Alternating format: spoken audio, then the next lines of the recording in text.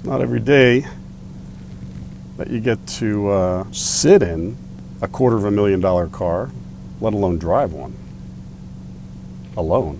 So, adios.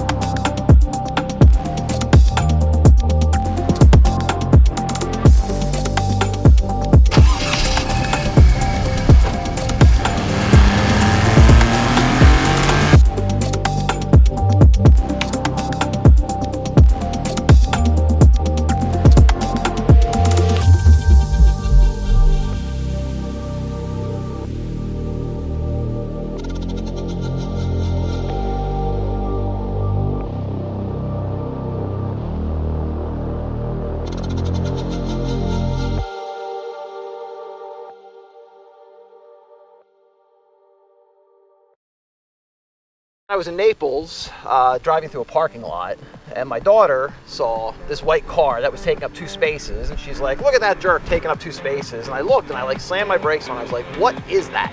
Like, oh my God. Googled it, saw what it was, and 2 weeks later, she was in your driveway.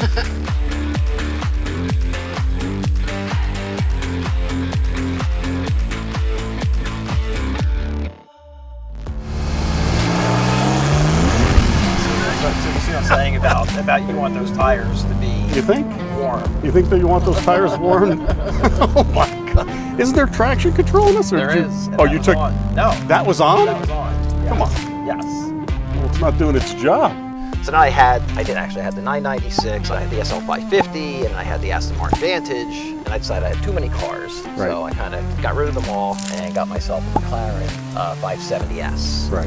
I had the car one time up on the highway up to about 165 miles an hour without even a shimmy, and thought that was unbelievable power. And then I get in this car, and those extra 50 horsepower and what they've done in this engine is far beyond what the McLaren has in the way of power. Matt, 90 miles an hour. It puts you into C. No, and I'm not exaggerating. You can't get you can't get up, and it's like, and the speedometer's like... Does not want to go slow.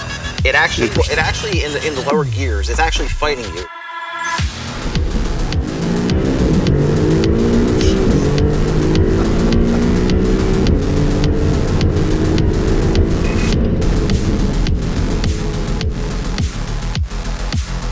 You can get yourself in trouble in this car.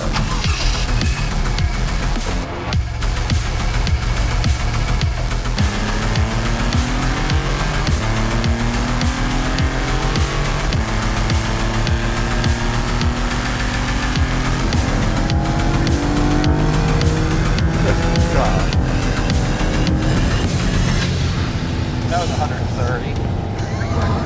Like it was nothing.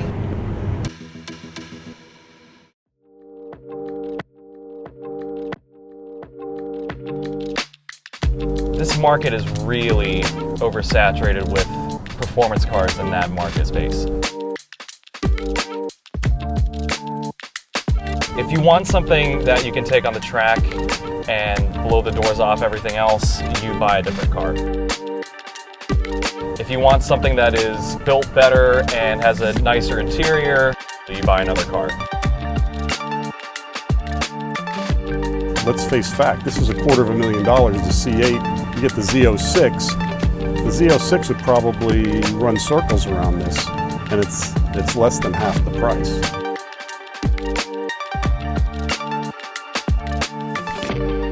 Here's the thing about this Maserati.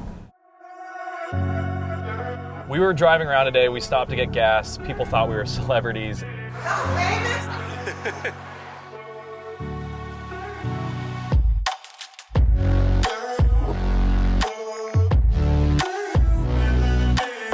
Everyone is staring at this car. Even this little girl that I just drove by is just looking bewildered at this beautiful piece of automotive design.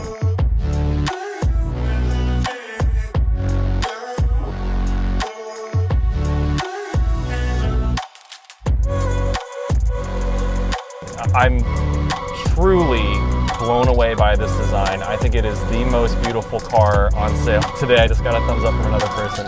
Like, this is why you buy this car.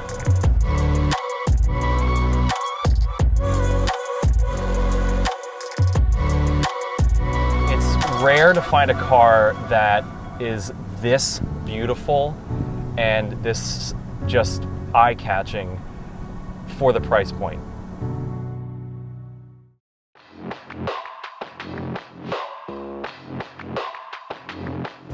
You need seat time in this car to really get used to it.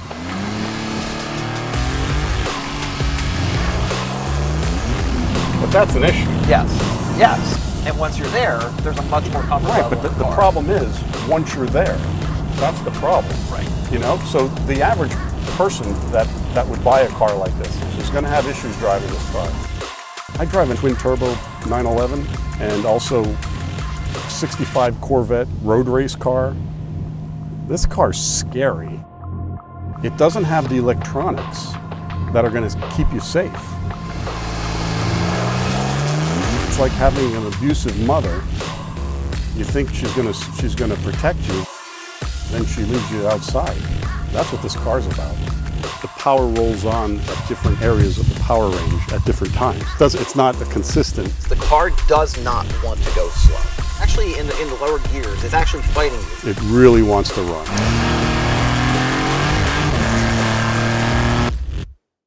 Maybe we've been looking at this car in the wrong way. I don't think it's supposed to be a rival for the 911 GT3 RS or the Z06. It's supposed to be something completely different, which I think we found it really was. It was created to have its own identity. It's not created to compete or to match these other vehicles. The engineers knew what they were doing. They created their own vehicle. Like, it's supposed to be kind of this harken back to the golden age of supercars where they're a little bit more raw. Not anyone can just go in and drive them. They have a character to them. It harkens back to the classics, really. I think that the engineers said, we are Maserati, let's build a car. Let's not build an appliance, let's build a car. Let's build the car.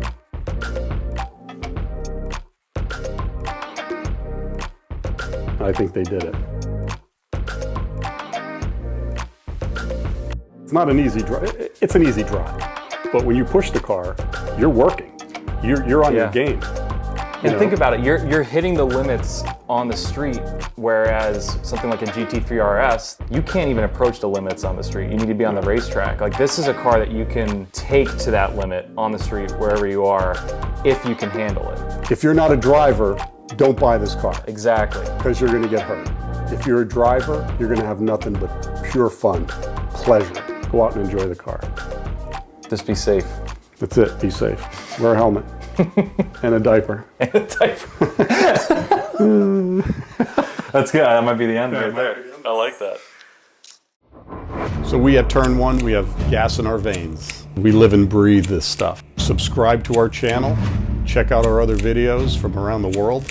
And look for some new videos coming up. Our producers, Drew and Dave, have some exciting adventures for the Turn One group.